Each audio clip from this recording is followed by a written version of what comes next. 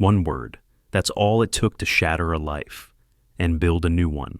It was a word spoken in a palace of glass and gold, a place where fortunes were made and lost over a single meal. For Sophie Walsh, a struggling waitress with dreams bigger than her bank account, it was just another Tuesday. For Brenton Beaumont, the heir to a billion-dollar empire, it was a chance to assert his power. He called her useless. What he didn't know was that the one man who could render his entire life useless was standing right behind him. This isn't just a story of revenge. It's a story of how true worth is found in the most unexpected moments. The Gilded Compass wasn't just a restaurant. It was a theater. Perched 60 floors above the glittering expanse of downtown Chicago, its floor-to-ceiling windows presented the city as a silent, sparkling tapestry for its diners. Inside, the air was thick with the scent of truffle oil, expensive leather, and the low, confident hum of power. Conversations were hushed, deals were sealed with a clink of crystal glasses, and the staff moved with the choreographed precision of a ballet company. For Sophie Walsh, it was the most beautiful cage she had ever seen. At 23, Sophie's life was a carefully balanced equation of survival. By day, she was an art student at the School of the Art Institute of Chicago, her hands smudged with charcoal and her mind filled with color theory. By night, she wore the starched black uniform of the Gilded Compass, her hands carrying trays laden with seared scallops and vintage Bordeaux. Every dollar from her grueling double shifts was meticulously budgeted tuition rent for her tiny studio apartment in Pilsen Art Supplies, and most importantly, the expensive medication for her younger sister Lily, back home in Ohio. Lily was the sun around which Sophie's universe orbited. A congenital heart condition had tethered the 16-year-old to a life of caution and doctor's appointments. Sophie's dream wasn't just to paint. It was to paint a world where Lily could run freely, a world where the rhythmic beep of a heart monitor was replaced by the sound of her own laughter. That dream was expensive. Table 7 needs their check, Sophie, and the Hendersons at Table 4 want to speak to the sommelier, again Maria, a fellow waitress with kind eyes and 30 years of experience in the industry, whispered as she breezed past. And watch out for Table 12. He's been a nightmare since he sat down. Sophie nodded, her feet already aching in her supposedly orthopedic service shoes. Got it. Thanks, Maria. She glanced towards Table 12. A man in his late 20s sat alone, his perfectly tailored suit a shade of sharkskin gray that seemed to absorb the light around him. He wasn't dining. He was holding court with his phone barking orders into it in a low, furious tone. His hair was impeccably coiffed. His watch was a glint of platinum and sapphire, and his face was marred by a petulant scowl. This was Brenton Beaumont.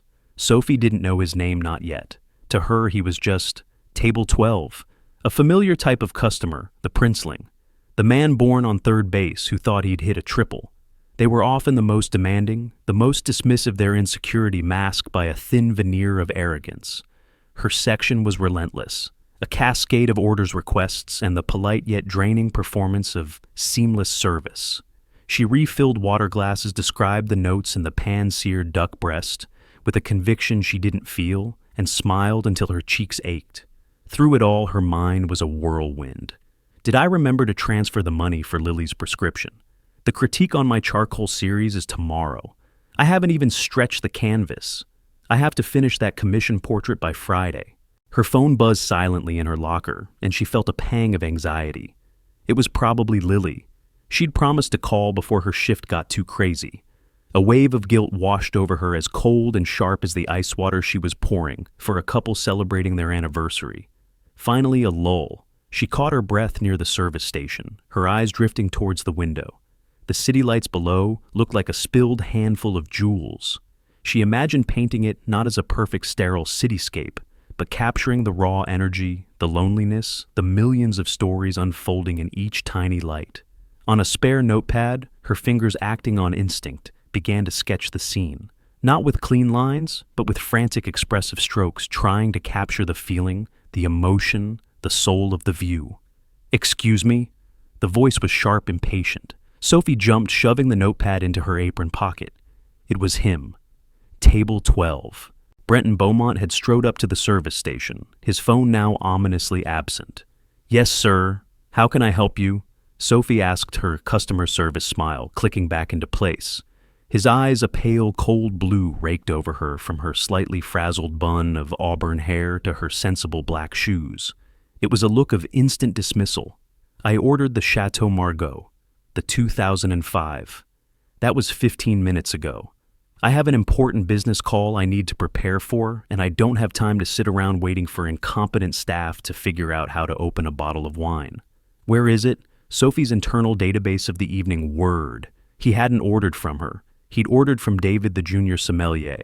"My apologies, sir," she said, her voice even and calm. "Our sommelier is handling that for you. It's a delicate vintage, and he's ensuring it's decanted properly to allow it to breathe. I'm sure he'll be right over." Brenton scoffed a short, ugly sound. "Breathe? It's wine, not a marathon runner. I swear the pretension in this place is suffocating. Just get it. Now." He didn't wait for a reply, turning on his heel and stalking back to his table. Sophie felt a hot flash of anger. It wasn't just the rudeness. It was the utter lack of respect for the craft, for the people who worked so hard to create this experience for him. David the sommelier was a young man passionate about wine, studying for his master's certification. To Brenton, he was just an obstacle. A moment later, David appeared looking flustered, carrying a crystal decanter with the deep ruby liquid. "Is table 12? "He's eager," Sophie said, giving David a reassuring look. "Don't let him get to you. You're the expert." David nodded, took a deep breath, and proceeded to the table. Sophie watched a sense of foreboding settling in her stomach. This night felt different. The air was charged, and at the center of the storm was the man at table 12, a black hole of privilege pulling everything toward him. The confrontation, when it came, started not with a shout, but with a spill. David, the young sommelier, approached Brenton's table with the grace and reverence of a priest presenting a holy relic. He placed the decanter on the table, along with a pristine, long-stemmed glass. "The 2005 Chateau Margaux, sir." David began his voice, a mixture of professionalism and passion. "A truly exceptional year. You'll notice on the nose. Just pour the damn wine," Brenton snapped, not even looking up from his new object of attention, a sleek silver tablet on which charts and figures glowed ominously. He was swiping and tapping at it with a vicious intensity. David, though, taken aback, complied. He tilted the decanter, and the rich garnet-colored wine began to flow into the glass. It was at that precise moment that Brenton, in a fit of pique at whatever he was seeing on his screen, slammed the tablet down on the table. The sharp crack of impact jostled the small surface. David's hand, steady as a surgeon's just a second before, jerked involuntarily. A stream of dark red wine, worth more than Sophie's weekly salary, splashed from the decanter, missing the glass entirely, and soaking a stack of important-looking documents next to Brenton's tablet. Silence. The world seemed to slow down. David froze, his face draining of all color. The couple at the next table paused their conversation, their forks hovering midair. Brenton looked down at the spreading stain on his papers. He didn't shout. The quiet was far more terrifying. He slowly raised his head, and his cold blue eyes locked onto David. "You clumsy oaf," he said, his voice lethally soft. "Do you have any idea what you've just done?" I'm terribly sorry, sir. It was an accident. You hit the table." David stammered, his professionalism crumbling into raw panic. "I hit the table." Brenton's voice rose, slightly laced with disbelief.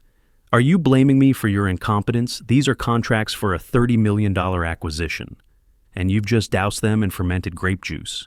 He stood up his chair, scraping loudly against the polished floor. He pointed a trembling finger at David. "You're finished. I'll have your job." This was Sophie's cue. As the senior server in that section, it was her responsibility to intervene to de-escalate. She moved toward the table, her mind racing for the right words, the right protocol. Appease, apologize, offer solutions. "Sir, please allow me to apologize on behalf of the entire staff," Sophie said, stepping between Brenton and the terrified sommelier. Her voice was a calm anchor in the rising storm. "It was a terrible accident. We can have these documents professionally dried and restored immediately. And of course your entire meal and the bottle of wine will be on the house." Brenton turned his fury on her. It was like being exposed to a sudden Arctic blast. "On the house. Do you think I care about a $2,000 bottle of wine? Do you think I care about the cost of a meal in this overpriced mausoleum? He gestured around the room with a sweeping, contemptuous wave.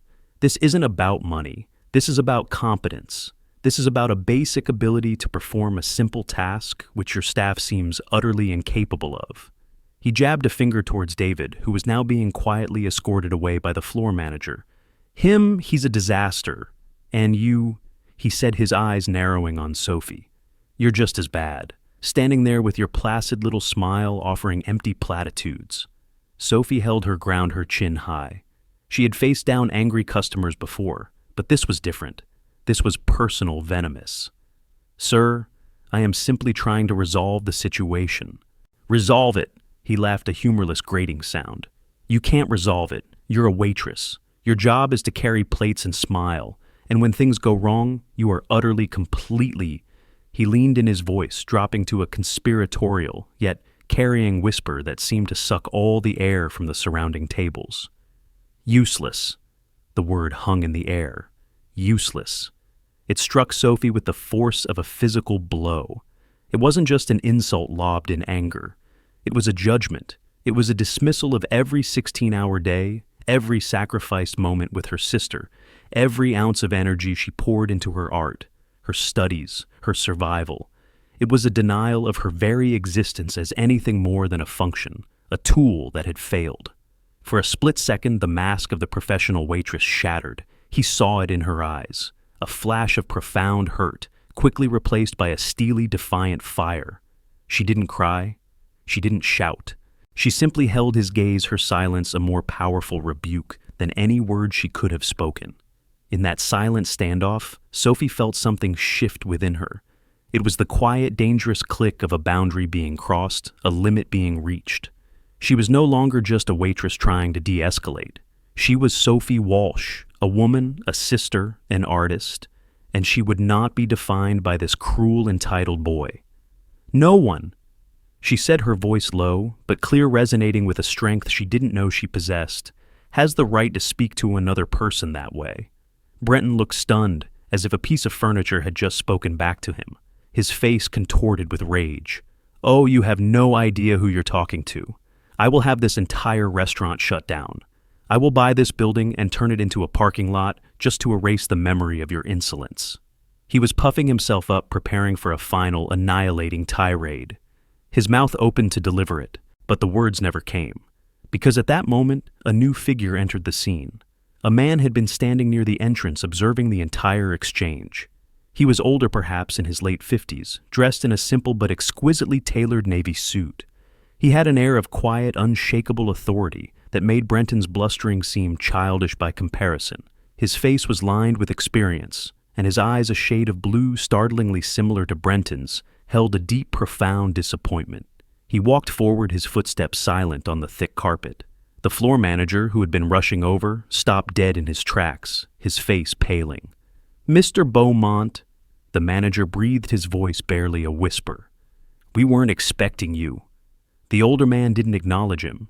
His gaze was fixed on his son. Brenton turned, the blood drained from his face, replaced by a ghastly, chalky white. The arrogance, the rage, the self-importance, it all evaporated in an instant, leaving behind the raw, undisguised terror of a child caught setting a fire. Father, Brenton stammered, I was just... This waitress, she... The man Robert Beaumont held up a hand, and Brenton fell silent immediately. Robert's eyes, which had been on his son, shifted to Sophie. He looked at her, truly looked at her, and in his gaze she saw not pity, but a flicker of respect. He had seen it all. He had heard the word. He turned his attention back to his son. The entire restaurant was now watching, frozen in a state of suspended animation. The silence was absolute, broken only by the distant, incongruous sound of a siren wailing 60 floors below. Robert Beaumont looked at his heir, the future of his multi-billion-dollar corporation, Beaumont Global Enterprises. He looked at the ruined documents, the spilled wine, and the ugly sneer that was just now fading from his son's face. Then he spoke, his voice calm, measured, and utterly devastating. It carried the weight of 1,000 boardrooms, 1,000,000 decisions, a lifetime of building an empire. Brenton, He said the name, a cold, hard stone in the silent room. "Pack your desk. You're fired." The words, "you're fired," echoed in the cavernous silence of the gilded compass. They were not shouted. They were spoken with the chilling finality of a judge passing sentence. For a moment, no one moved. The city lights outside seemed to dim. The ambient music had long since faded, and every diner, every server, every busboy was a statue in a tableau of shock. Brenton Beaumont stared at his father, his mouth slightly agape. His mind, so quick to calculate profit margins and hostile takeovers, struggled to process the two simple words that had just dismantled his reality. "Fired!" Brenton finally choked out a humorless laugh escaping his lips. "Father, don't be ridiculous. You can't fire me. I'm your son. I'm the vice president of acquisitions." He tried to regain his composure, gesturing toward the wine-soaked papers. "This is about the Kincaid deal. I was just closing it. It's a huge win for the company." Robert Beaumont's expression didn't change. It remained a mask of glacial disappointment. "The Kincaid deal is dead, Brenton. I just came from a meeting with Daniel Kincaid. He called me personally an hour ago to pull out. He said he couldn't in good conscience sell the company his grandfather built to a man with your cutthroat tactics and total lack of human decency. His words, not mine. This was a blow Brenton hadn't seen coming. The Kincaid deal was his masterpiece, an aggressive borderline predatory acquisition of a smaller respected manufacturing firm. He'd been bullying old Daniel Kincaid for months, certain the man would eventually break. To have it fall apart was a professional failure. To have his father announce it so publicly was a personal evisceration. He pulled out. Brenton stammered, his bravado crumbling completely. "He did," Robert said. "And after what I've just witnessed, I can see he made the right choice. I didn't build Beaumont Global by crushing people, Brenton. I built it by recognizing value, by respecting people, whether they're a CEO of a rival company or..." Robert's eyes flickered to Sophie, who stood frozen and unwilling spectator to this familial execution. "Or a young woman working hard to make an honest living." He took a step closer to his son, his voice dropping lower, yet somehow becoming more intense. "I gave you everything. The best school's a position you didn't earn, a legacy worth billions. And what have you done with it? You've become this." He gestured vaguely at the scene of petulance and privilege. "Arrogant, cruel, a bully who mistakes fear for respect." He paused and the silence stretched thin and taut. "The name on our buildings. Brenton is my name. It was my father's name. He was a steelworker who worked himself into an early grave so I could go to college. He taught me that a man's worth isn't in his bank account. It's in his word and how he treats people who can do nothing for him. You have disgraced that name tonight more than any failed business deal ever could." Brenton was white as a sheet. "Father, please," he whispered, the desperation raw and naked. "Don't do this here. Here, this is the perfect place," Robert retorted, his voice hardening. "You chose this public stage to humiliate a person you saw as beneath you. It seems only fitting that you face the consequences on the same stage. Your corporate accounts are frozen. Your access to the executive building is revoked. Security will escort you from your office tomorrow morning to collect your personal effects. You are no longer an employee of Beaumont Global. You are no longer a representative of this family." Every word was a hammer blow, systematically demolishing the foundations of Brenton's world. He had lost his job, his deal, and now his identity. He was no longer Brenton Beaumont, the heir apparent. He was just Brenton. He looked around the room at the faces of the strangers watching his downfall. He saw not sympathy, but a mixture of pity and a kind of grim satisfaction. He looked at Sophie, the catalyst for his ruin. Her expression was unreadable, a quiet neutrality that was somehow more damning than scorn. She hadn't gloated, she hadn't smiled, she had simply watched his world burn. With a final strangled sound, Brenton turned and fled. He didn't walk. He stumbled, bumping into a chair, nearly tripping on a rug, a man stripped of his power suit's invisible armor. He pushed through the doors of the gilded compass and vanished, leaving behind a wake of stunned silence and the faint, expensive scent of spilled Margot. The tension in the room broke. People began to murmur, to whisper. The show was over. Robert Beaumont stood for a moment, looking at the empty doorway through which his son had disappeared. He looked tired, older than he had just minutes before. The powerful CEO was gone, replaced by a weary father. He ran a hand over his face, then turned. His eyes found Sophie. The entire restaurant staff was watching her now, as was every remaining patron. She was the center of it all. She felt 100 pairs of eyes on her and wished the floor would swallow her whole. Robert walked over to her. The floor manager scurried forward, wringing his hands. "Mr. Beaumont, I am so sorry for this entire incident. I assure you, it's not you I want to speak to, Philip." Robert said, his voice gentle but firm, dismissing the manager without a second glance. He stopped directly in front of Sophie. He was tall, and she had to tilt her head back slightly to meet his gaze. His eyes, so like his son's in color, were entirely different in character. They were filled not with coldness, but with a deep, weary intelligence, and to her surprise, an apology. "Miss," he began, his voice soft. "I cannot begin to express how sorry I am for my son's behavior. The words he used were inexcusable, appalling. No one should ever be spoken to that way." Sophie, still reeling from the whiplash of the last 10 minutes, found her voice. "Thank you, sir. I appreciate that." "He was wrong about what he said." Robert continued, his gaze intense. "Profoundly wrong. There is nothing useless about hard work. There is nothing useless about maintaining your dignity in the face of such disrespect. In fact, I would say what you showed just now, that was a strength my son has never understood." Sophie felt a blush creep up her neck. She wasn't used to praise, especially not from a man who could likely buy the entire city block she lived on. "I was just doing my job." As she spoke, her hand, which had been fidgeting with her apron, brushed against the small notepad in her pocket. It was a subconscious, nervous gesture. Robert's sharp eyes caught the movement. "What is that?" he asked, his curiosity piqued. "Oh, it's nothing, sir," Sophie said, quickly embarrassed. "Just scribbles." "May I?" he asked, his tone not demanding, but genuinely inquisitive. Hesitantly, Sophie pulled the small notepad from her apron pocket. She had forgotten all about it. On the page was the sketch she'd made earlier, the one of the Chicago skyline. It wasn't a perfect architectural rendering. It was emotional, raw, full of movement and feeling. The lines were bold and chaotic, the light and shadow expressed with frantic smudged thumbprints of graphite. It was a glimpse into her soul. Robert took the notepad. He held it carefully as if it were a precious document.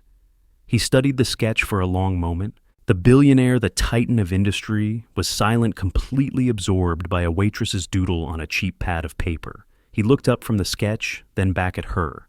A new light had entered his eyes. It wasn't just respect anymore. It was fascination.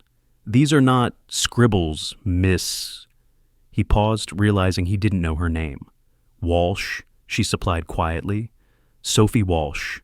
Ms. Walsh." He said, a slow smile spreading across his face, a genuine smile that reached his tired eyes. "These are not scribbles at all. This is talent." He looked from the drawing to the window and back again. "You didn't just draw what you saw. You drew what you felt." He handed the notepad back to her. "I have a feeling," he said, his voice thoughtful, "that my son's biggest mistake tonight wasn't spilling the wine. It was failing to see who he was talking to." He reached into his suit jacket and pulled out a simple, elegant business card. "I have a foundation," he said. "It supports the arts. We fund scholarships, commission new works. I am the chairman of the scholarship committee for the School of the Art Institute of Chicago." Sophie's heart stopped. The School of the Art Institute of Chicago. Her school. The scholarship.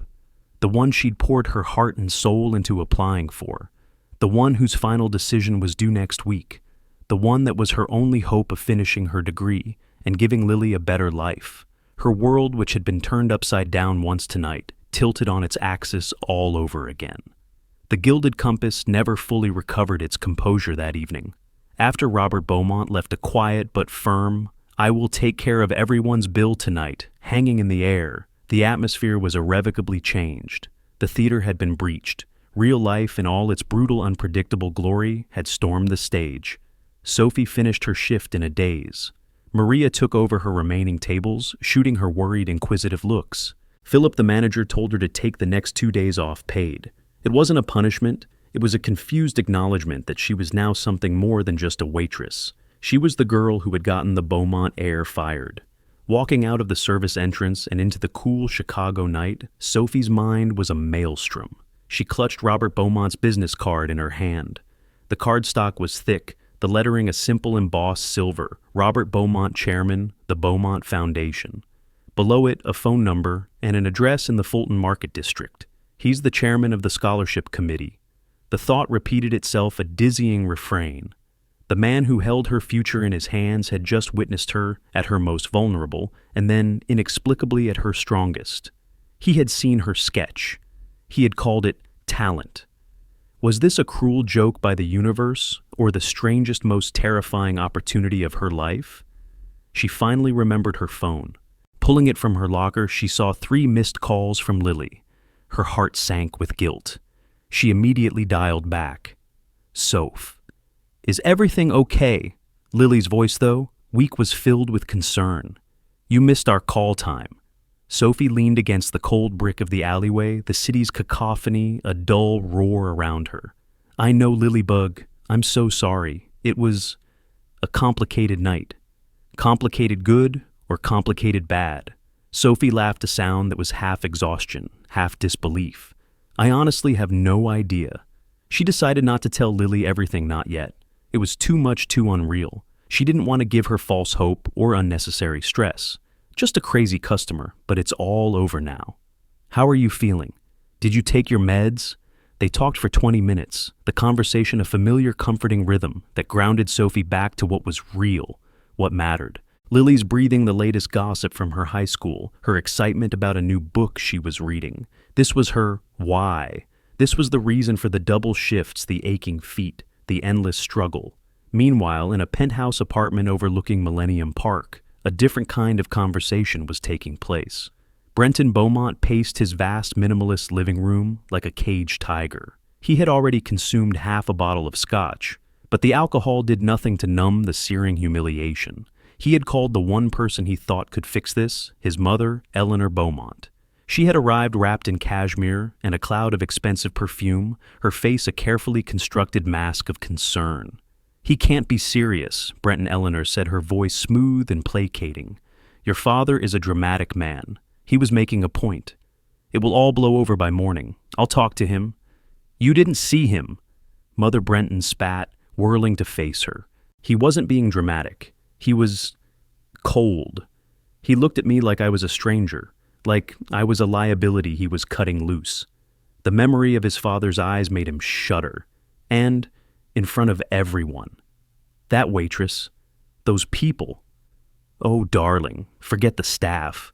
They don't matter, Eleanor said dismissively, waving a hand adorned with a canary diamond.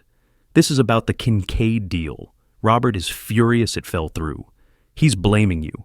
We just need to find a new angle, a bigger prize to dangle in front of him. What about the Atlas Tech merger? Brenton stared at her. She didn't get it.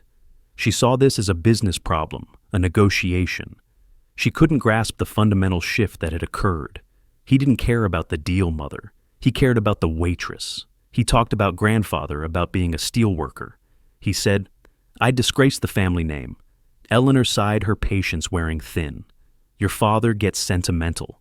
It's his one great weakness. This obsession with his own, pull yourself up by your bootstraps narrative is tiresome. He forgets that our money is what gives us power. He can afford his principles because of the very tactics you employ. She patted the seat next to her. Come now, sit. We will draft an apology. Something respectful but firm. You'll present a new strategy tomorrow, and this will all be forgotten. But Brenton knew it wouldn't be. His father hadn't been sentimental. He had been surgical. The look in his eyes wasn't anger. It was a final assessment, a write-off. For the first time in his life, Brenton felt a terrifying, gut-wrenching fear. The safety net that had always been beneath him, the one woven from money, power, and his last name, had just been ripped away. Far away from the dramas of the Beaumont family, Sophie sat at her small drafting table, the city lights she had sketched now her only illumination. She couldn't sleep. The business card lay beside a fresh sheet of drawing paper. She thought about the scholarship application. She had submitted a portfolio of her best work, meticulously rendered portraits, moody landscapes, and the deeply personal series about Lily's illness. a collection of charcoal drawings that depicted not sickness, but the fierce, resilient life that pulsed in spite of it. The final piece of her application was a personal essay. She had written about how art was not an escape for her, but a way of confronting reality, of finding the beauty and strength in struggle. Had Robert Beaumont read it? Did he connect the girl in the restaurant with the artist on the page? On impulse, she picked up a piece of charcoal. She began to draw. She didn't draw the skyline or a portrait. She drew the scene from the restaurant. She drew Brenton's face not as a monster, but as a mask of fragile arrogance. She drew the spilled wine, a dark stain of chaos. And she drew a waitress standing tall, her face in shadow, but her posture ramrod straight, bathed in the artificial light of the grand room. She drew the moment of impact, the second after the word useless was spoken, capturing the silent seismic shift in the air. She worked for hours the charcoal, a dusty extension of her own memory. It was a way of processing, of understanding. When she was finished, she pinned the drawing to the wall. It was raw, powerful, and painfully honest. It was the best thing she had ever done. Looking at it, she made a decision. She wasn't going to wait. She wasn't going to let this man, this committee, decide her fate in a vacuum. She had been given a card, an opening. She was going to use it. Tomorrow she wouldn't call the number on the card. She would go to the address. She would face Robert Beaumont again, not as a waitress, but as Sophie Walsh, the artist. She didn't know what she would say, but she knew she had to go. She had to take control of her own story. The decision settled her restless energy. For the first time that night, she felt a sense of peace. She was terrified, yes, but beneath the fear was a current of exhilaration. Something had broken open tonight. For Brenton, it was his world. For Sophie, she was beginning to suspect it might just be her future. The train ride to the Fulton Market District was a journey through Sophie's own fractured psyche. One moment she was soaring with a wild, terrifying hope. The next, she was plummeting into a chasm of self-doubt. The portfolio case on her lap felt both as heavy as an anchor and as flimsy as a kite. It contained everything she was, every charcoal-smudged dream and graphite-etched fear. What if he had just been polite? What if his gesture was one of pity, a rich man's fleeting penance for his son's sins? The thought was a cold knot in her stomach. She got off the train and walked into a world of vibrant contradictions. The air smelled of roasted coffee diesel fumes and the faint visceral scent of the meatpacking plants that were the neighborhood's historical heart. Cobblestone streets ran alongside sleek asphalt. Gritty graffiti-adorned brick walls stood opposite gleaming glass storefronts of design agencies and Michelin-starred restaurants. It was a place in transition, a neighborhood actively forging a new identity from its raw industrial past. It felt to Sophie profoundly familiar. Then she saw it. The Beaumont Foundation. It wasn't a sterile glass tower scraping the sky, but a magnificent 4-story warehouse of deep red brick, its bones a century old. Its original arched windows had been replaced with vast panes of glass, turning the entire facade into a semi-transparent showcase of the art within. It didn't loom or intimidate. It invited. It was a statement this was not a place where art was hidden away, but where it was integrated with the very structure of the world outside. For 10 minutes, Sophie stood across the street, a ghost in the flow of pedestrian traffic. She watched cheekily dressed professionals and paint-splattered artists walk through the same door, a living embodiment of the neighborhood's fusion. Her hand clutching the portfolio handle was slick with sweat. Turn around, a voice in her head screamed, "Go home! Don't risk the humiliation! You have the scholarship application. That's enough. Don't push your luck." But another voice, quieter and fiercer, pushed back. It was the voice that had held Brenton Beaumont's gaze. The voice that belonged to the woman who sketched the soul of the city on a napkin. You did not survive this long to be ruled by fear. Taking a breath so deep it shuddered, she straightened her shoulders, clutched the portfolio like a shield, and crossed the street. Pushing open the heavy glass door was like stepping into another dimension. The air inside was cool and quiet, humming, with a creative energy that was almost tangible. The interior was breathtaking, a cathedral of reclaimed industry.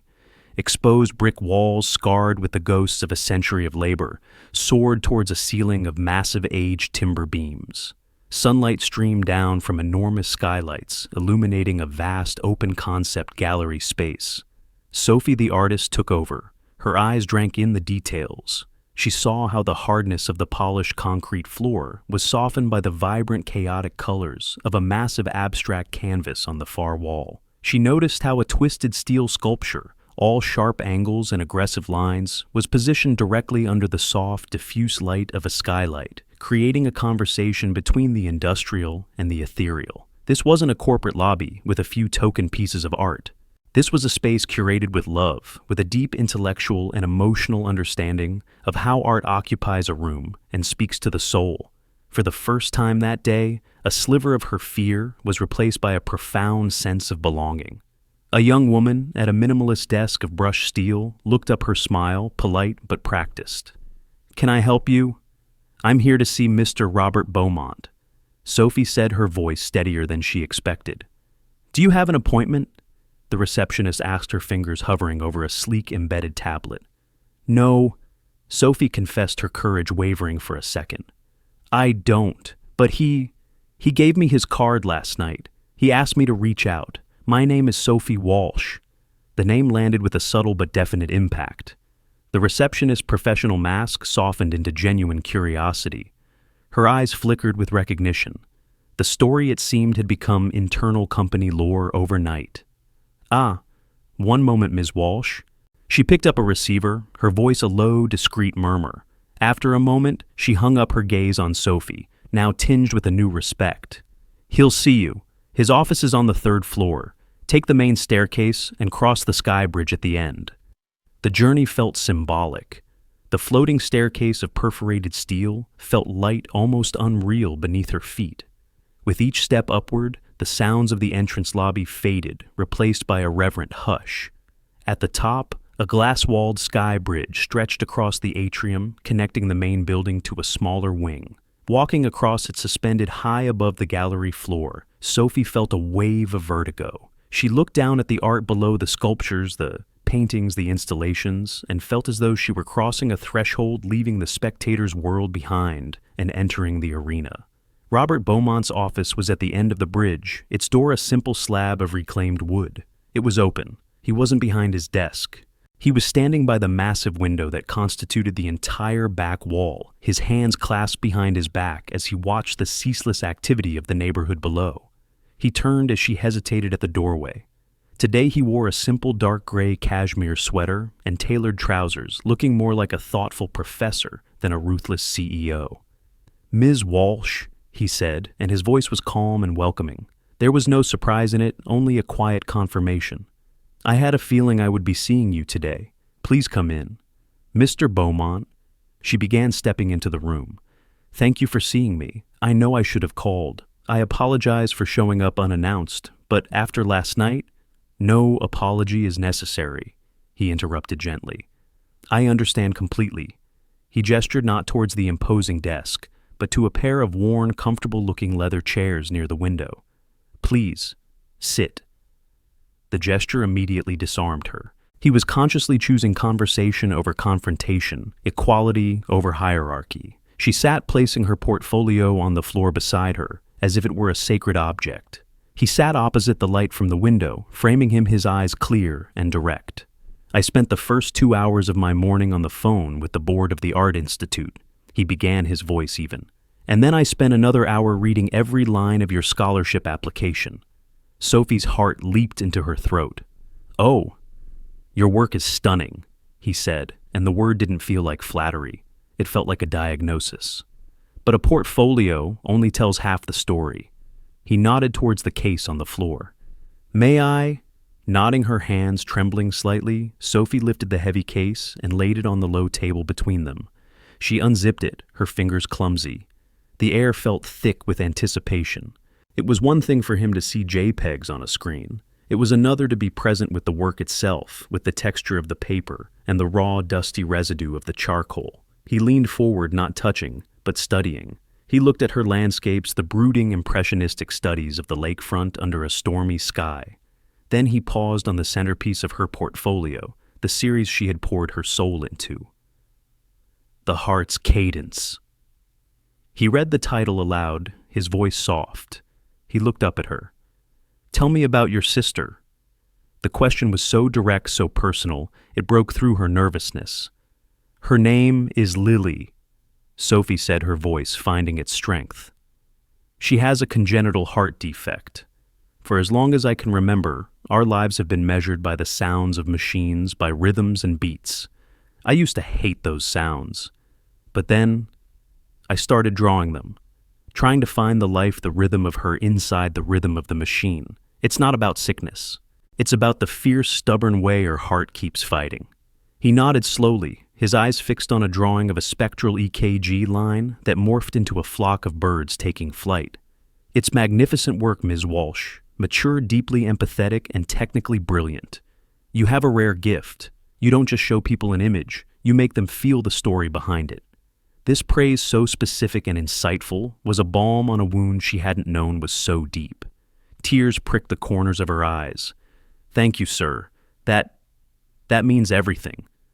"I was also struck by your artist's statement." He continued, leaning back in his chair. "You wrote, 'Art is not a mirror to reflect reality, but a hammer with which to shape it.' A powerful sentiment." He looked out the window for a long moment, a shadow of memory crossing his face. "My father was a steel worker.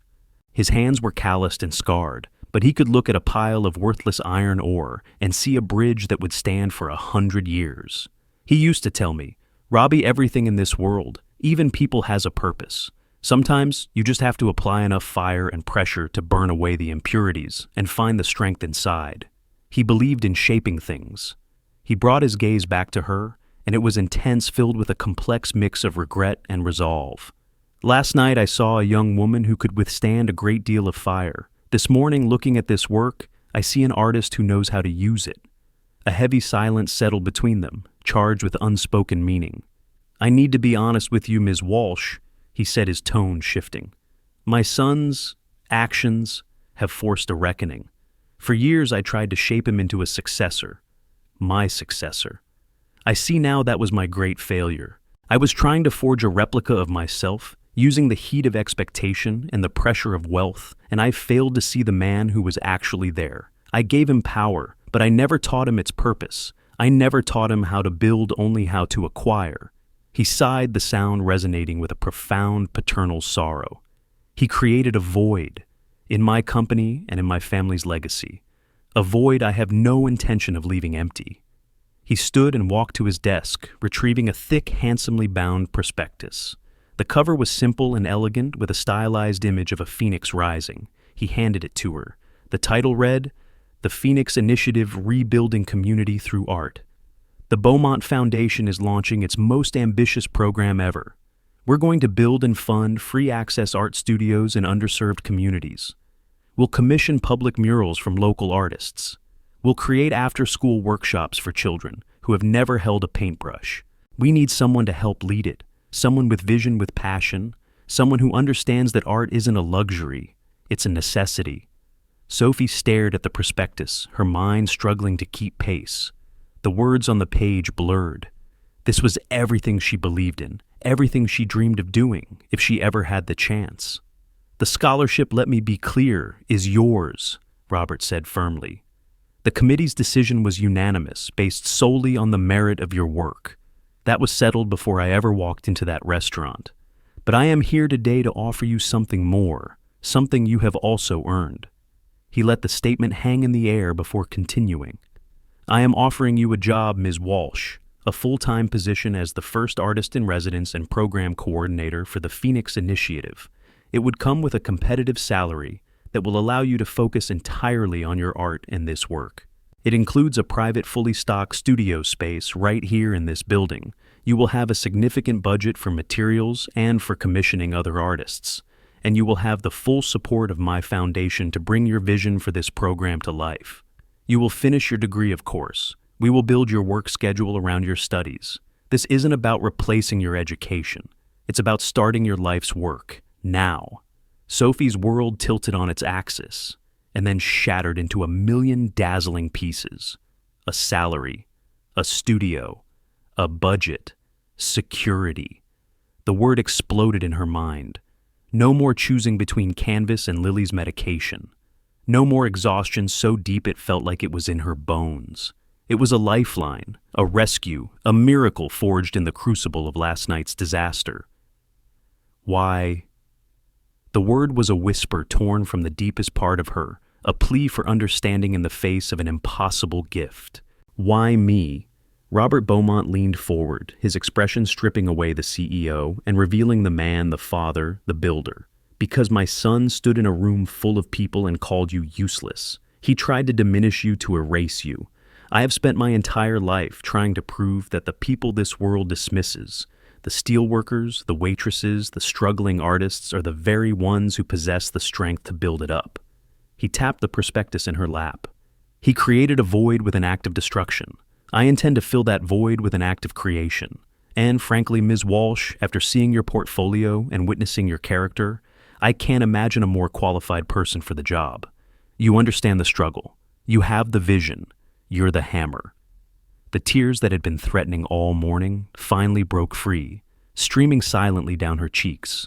They were not tears of sadness or pain, but of a profound soul-shaking catharsis. It was the release of years of pent-up anxiety, of the constant grinding weight of her struggle. She looked at this architect of a global empire and saw a man trying to build a better legacy from the rubble of his own making. She looked down at her hands so often stained with ink and grime, and saw them not as the hands of a servant, but of a creator who had just been given a new world to shape. She met his gaze, her vision blurred by tears, but her resolve crystal clear. Yes, she said, her voice thick with emotion, but ringing with certainty. Mr. Beaumont, yes, I would be honored. He stood and extended his hand. Sophie rose and took it. His grip was firm, warm, and respectful. It wasn't the handshake of a boss to an employee. It was a pact, a promise, a future being sealed, not with a signature on a contract, but with a shared belief in the defiant, world-changing power of creation. In the end, it wasn't about revenge. It wasn't about a billionaire's son getting what he deserved. It was about what rose from the ashes of that single ugly moment. Sophie Walsh didn't just get an apology, she got an opportunity. Robert Beaumont didn't just fire his son. He rediscovered his own purpose, investing not in a broken legacy, but in a future built on talent and integrity. Brenton Beaumont lost his title and his fortune, but he was given a chance to find something far more valuable, his own humanity. This story reminds us that our true worth is not defined by our job titles or the words of those who try to diminish us. It's defined by our resilience, our character, and the quiet dignity with which we carry our dreams. A moment of cruelty can change a life, but a moment of kindness, of seeing the true value in another person, can change the world. What did you think of Robert Beaumont's decision? Was it too harsh or exactly what his son needed? Let us know in the comments below. And if this story moved you, please hit that like button, share it with someone who needs to hear it, and subscribe for more true life dramatic stories.